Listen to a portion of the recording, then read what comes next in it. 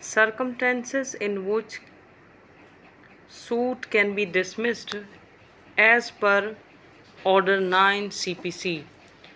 तो ये सर्कमटेंसेस किस किस रूल में डिफ़ाइन है ऑर्डर 9 के, order 9 rule 2, order 9 rule 3, order 9 rule 5, order 9 rule 8। तो ये सर्कमटेंसेस क्या क्या हैं तो हम पढ़ने की कोशिश करते हैं कि क्या क्या और कौन से हैं। As per order 9 rule 2, dismissal of suit where summon not served in consequences of plaintiff's failure to pay costs। तो डिसमिस सूट उस सूरत हाल में के सूट के जो प्लेंटिव हैं उन्होंने समन सर्व नहीं किया, मींस पेमेंट नहीं की, या फिर जो कॉस्ट आ रही थी समन की वो उन्होंने पे नहीं की, तो उस सूरत में कोर्ट में make an order that the suit be dismiss. तो कोर्ट उस सूरत हाल में प्लेंटिव ने समन सर्व किया ही नहीं, डिफेंडेंट आ ही नहीं सकता, तो इस सूरत में कोर्ट जो है वो ऑर्डर करेगी और सूट जो होगा वो क्या होगा, डिसमिस हो जाएगा एज़ पर ऑर्डर 9 रूल 2। अब उसके बाद हम आ जाते हैं ऑर्डर 9 के ही रूल 3 में, जो भी हमें जो खुद हमें कॉन्सिक्वेंसेस बता रहा है दूसरा सूट के डिसमिस होने का। Where neither party appear suit to be dismissed, जहाँ पर ना प्लेंटिव आया है ना ही डिफेंडेंट आया है, कोई भी पार्टी नहीं आई कोर्ट में जब सूट कॉल ऑन हेयरिंग, जब सूट की हेयरिंग कॉल की गई है तो कोई पार्टी अपेयर ही नहीं हुई, तो जो हैं वो सूट जो है वो डिसमिस हो जाएगा। कोर्ट में make an order suit B dismissed, court order करेगी कि सूट जो है वो डिसमिस हो जाएगा, तो सूट उस सूरत हाल में भी डिसमिस हो जाता है, हो जाएगा कि कोई पार्टी आई नहीं, अब किसको सुना जाए और किसका सूट जो है वो चलाया जाए। इस सूरत हाल में भी सूट जो है वो क्या हो जाएगा, डिसमिस्ड। अब हम आ जाते हैं इसके सेकेंड लास्ट रूल में, ऑर्डर 9 के सूट के डिसमिस हो जाने के कॉन्सिक्वेंसेस हम पढ़ रहे हैं। ऑर्डर 9 रूल 5 जो बता रहा है कि dismissal of suit where plaintiff after summon returned unserved fails for 3 months to apply for fresh summon. जहाँ पर प्लेंटिव जो हैं वो समन जो है वो रिटर्न हो गई, अनसर्व समन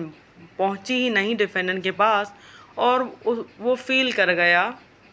समन को सर्व करने के लिए 3 months तक का उसके पास 3 month तक के लिए, मीन समन वो अनसर्व्ड रिटर्न तो हो गई उसे, मगर 3 month के लिए उसने फ्रेश समन जो है वो अप्लाई ही नहीं किया फ्रेश समन के लिए। तो कोर्ट जो है वो ऑर्डर देगी कि सूट जो है वो डिसमिस हो जाए अगेंस्ट दी डिफेंडेंट। अब यहाँ प्लेंटिव के अगेंस्ट नहीं, डिफेंडेंट के अगेंस्ट उस सूरत हाल में होगा कि डिफेंडेंट जो है प्लेंटिव जो है वो कोर्ट को सेटिस्फाई करे कि that he have try every possible mean to serve such summon, और कोर्ट जो है वो डिफेंडेंट के पहले तो प्लेंटिव के अगेंस्ट समन डिसमिस करेगी क्योंकि प्लेंटिव का डिफ़ॉल्ट था। अब अगर प्लेंटिव कोर्ट को सेटिस्फाई कर दे कि मैंने हर मुमकिन कोशिश की थी समन को सर्व करने की, मगर डिफेंडेंट ने खुद ही निगलिजेंस शो किया, व्हाट्सओवर जो भी उसने किया, मींस मेरा कसूर नहीं है डिफेंडेंट का कसूर है, तो कोर्ट जो है उस सूरत हाल में डिसमिस कर देगी अगेंस्ट सच डिफेंडेंट जिसने ये डिफ़ॉल्ट किया है, मींस जिसकी गलती है उसके हक में। इन सच केस प्लेंटिव में subject to law of limitation apply for fresh suit. अगर प्लेंटिव कामयाब रहा कोर्ट को सेटिस्फाई करने के लिए, मींस करने में कि जो है उसकी गलती नहीं थी, सामने वाले की थी, डिफेंडेंट की थी, तो वो जो है फ्रेश सूट के लिए अप्लाई कर सकता है सेटिस्फिकेशन के बाद। कोर्ट की सेटिस्फिकेशन के बाद ही प्लेंटिव जो है वो फ्रेश सूट के लिए अप्लाई कर सकता है, अदरवाइज़ नहीं कर सकता, अदरवाइज़ सूट डिसमिस हो जाएगा। ठीक है, अब इस ऑर्डर 9 के ही हम जो कौन सर्कमटेंसेस पढ़ रहे थे डिसमिसल ऑफ सूट के, इसके ही हम ऑर्डर 9 के रूल 8 में आ जाते हैं, जो बता रहा है procedure where defendant only appears where plaintiff does not appear. अब प्लेंटिव जो हैं वो नहीं आया, जिसने प्लेंट दायर की थी, जिसने सूट को इनिशिएट किया था वो तो आया नहीं, जिसने शुरुआत की वो आया ही नहीं, और जिसके खिलाफ हुआ वो आ गया। ठीक है। तो court shall make an order that the suit be dismiss. तो कोर्ट इस के अगेंस्ट क्या कर सकती हैं कि ऑर्डर कर सकती हैं कि सूट जो है वो ख़त्म किया जाए। अनलेस डिफेंडेंट एडमिट्स, अब यहाँ पर एक दूसरी बात की गई है जो बहुत ही गौर करने वाली है, तब तक के जब तक डिफेंडेंट जो है वो मान ले कोई क्लेम जो उसके अगेंस्ट क्लेम है, मीन्स उसके अगेंस्ट जो इल्ज़ाम लगाया गया है, जो उसके अगेंस्ट या कोई भी बात है जो वो मान ले उस बात को या फिर उसका हिस्सा मान ले, शल पास अ डिक्री। तो कोर्ट जो है वो पास करेगी डिक्री अगेंस्ट सच डिफेंडेंट, उस डिफेंडेंट के खिलाफ डिक्री पास करेगी अपॉन सच एडमिशन कि उसने ये बात मानी है, जो बात मानी है उस बात पर कोर्ट जो है वो डिक्री पास करेगी। Part only of claim has been admitted shall dismiss the suit so far as it relate to the remaining. और अगर डिफेंडेंट ने जो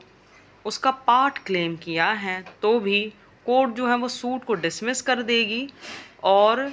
जो सूट हैं वो रिलेट करेगा कि क्या बचा है, रिमेनिंग जो भी चीज़ होगी, मींस डिफेंडेंट ने पार्ट जो है वो क्लेम एक्सेप्ट कर लिया, एडमिट कर लिया, तो सूट किस तरफ चला जाएगा, जो भी बात बची उस तरफ। तो इस सूरत हाल में भी सूट जो है वो डिसमिस हो जाएगा क्योंकि जिसके अगेंस्ट किया गया था उसका एक पार्ट क्लेम आ गया है, या तो पूरा क्लेम मान रहा है वो एडमिट कर रहा है या फिर उसका पार्ट क्लेम एडमिट कर रहा है, तो भी जो है वो सूट जो है वो डिसमिस हो जाएगा। पहली बात ये इस ऑर्डर 8 में ही और रूल 8 ऑर्डर 9 ये कह रहा है कि प्लेंटिव पहली बात तो अपेयर नहीं हुआ। दूसरी बात ये कि डिफेंडेंट जो है जिसके खिलाफ डिफेंडेंट, तो पहले में ये कहना है कि डिफेंडेंट आया, प्लेंटिव आया ही नहीं, जिसने शुरुआत की वो आया ही नहीं, ठीक है, ये बात खत्म, सूट डिसमिस हो गया। दूसरी बात ये कह रहा है कि डिफेंडेंट आया मगर उसने जो उसके खिलाफ बातें की गई हैं उसे मान रहा है पूरे तरीके से या आधे तौर पर मान रहा है, कह रहा है कि आधा सही है आधा गलत है, मैं इसको मानता हूँ, तो इस सूरत हाल में भी जो है वो सूट जो है वो डिसमिस हो जाएगा। ये हमने सारी वो हालात देखे पढ़े जिसमें एज़ पर ऑर्डर 9 सूट जो है वो डिसमिस हो जाएगा। अब मैं यहाँ पर एक बात बहुत इंपॉर्टेंट बताती चलूँ कि ऑर्डर 9 जो है वो रिलेट करता है appearance of parties and consequences of non appearance,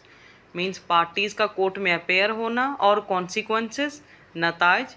जबकि पार्टीज़ जो हैं वो कोर्ट में अपेयर ना हो। होप सो आपको ये सारा कुछ समझ आ गया होगा। इंशाल्लाह do follow, like, share and subscribe. और अगर आपका कोई भी क्वेश्चन हो इसके हवाले से या किसी भी हवाले से तो आप कमेंट बॉक्स में पूछ सकते हैं।